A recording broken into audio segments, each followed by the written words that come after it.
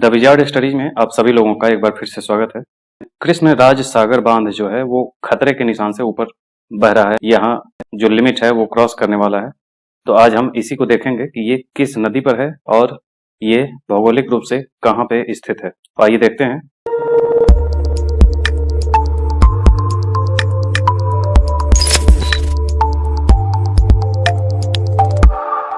ये है कृष्णराज सागर बांध। ये कावेरी नदी पर बना हुआ एक डैम है। यहाँ देख रहे हैं कि पानी लिमिट से बाहर जा रहा है। अब ये इसे खोलने की जरूरत पड़ेगी, तो उसमें ढेरों प्रकार की समस्याएं आएंगी, इसलिए यह भी चर्चा का विषय बना हुआ है। ये है भौगोलिक रूप से कर्नाटक वाले हिस्से में। अब इसको देखें, ये मैसूर है। ये मैसूर के आसपास ये कावेरी नदी है। कावेरी नदी के ऊपर ये बना हुआ डैम।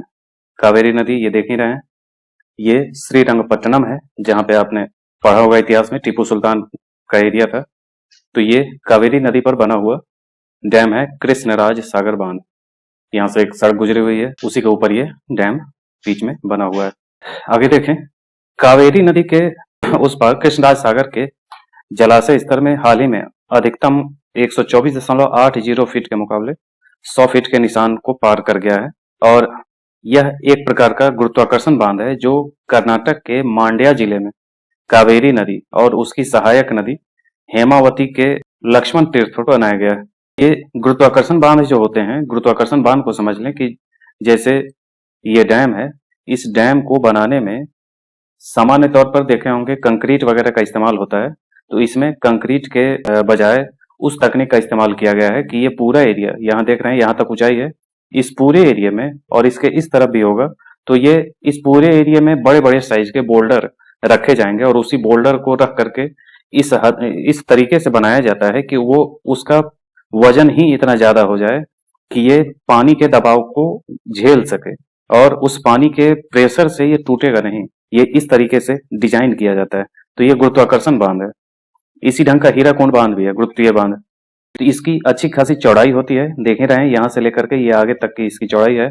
और इस पूरे में केवल ये ऊपर से डिजाइन बनाया जाता है कंक्रीट का, ताकि पानी को प्रेशर के साथ अगर बिजली बनाना हो तो या विभिन्न अलग अलग उद्देश्यों से पानी को कंट्रोल कर सकें, उसके लिए होता है। लेकिन उसका बेस जो होता है वो बड़े बड़े साइज के बोल्डर ला करके उसको केवल रखा हुआ होता है।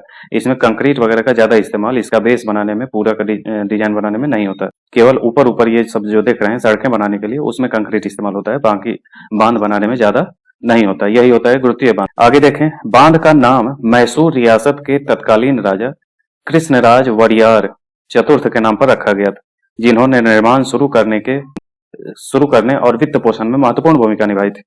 कृष्णराज वडियार, अगर आपको याद हो तो हैदर अली के समय में आप इस सब का नाम सुनेंगे। मैसूर रियासत के यहाँ ही हैदर अली काम किया करता था, वहीं से फिर आगे चल के राजा बना था। बांध का प्राथमिक उद्देश्य सिंचाई के लिए पानी उपलब्ध कराना, जल विद्युत उत्पादन करना और क्षेत्र में सूखे के प्रभाव को कम करना था। इसका निर्माण कार्य 1911 में शुरू हुआ और 1931 में पूरा हुआ। मैसूर बांध का डिजाइन प्रसिद्ध भारतीय इंजीनियर सर एम विश्वेश्वरैया, जिन्हें अक्सर आधुनिक मैसूर का वास्तुकार या भारत में नियोजन के जनक कहा जाता है, इन्हीं के द्वारा तैयार किया गया था। जलाशय 130 वर्ग किलोमीटर के क्षेत्र में फैला हुआ है।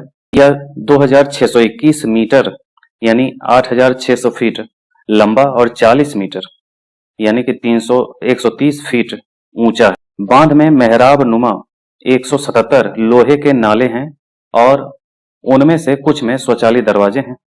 यह बांध विश्व के उन प्रथम बांधों में से था जिनमें स्वचालित जल द्वार थे। इसका निर्माण पारंपरिक पत्थर की चिनाई और सुर्खी नामक चूना पोजोलन मोर्टार का उपयोग करके किया गया था, जो बांधने के रूप में काम करता था।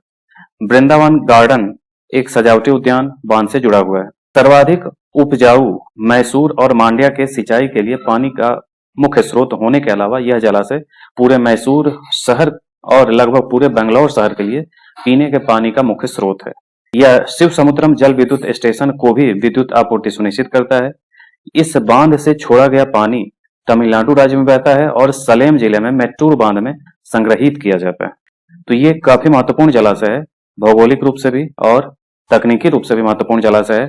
इसके कई सारे पॉइंट्स आपको एग्जाम के लिए बहुत महत्वपूर्ण है, क्योंकि इसमें विश्वेश्वरैया का भी नाम जुड़ा हुआ है, इसमें कृष्णराज वडियार का भी जुड़ा हुआ है। कृष्णराज वडियार वही है जो जब ये लोग को हटाया गया था, टीपू सुल्तान और इन सबको जब समाप्त किया गया था, तो इसको आगे वडियार वंश को ही सत्ता सौंप दिया था अंग्रेजों ने, तो मैसूर रियासत के समापन के बाद। तो ये कर्नाटक में गुरुत्व बांध है। ये सब तरीके आपने हर तरीके से जाना।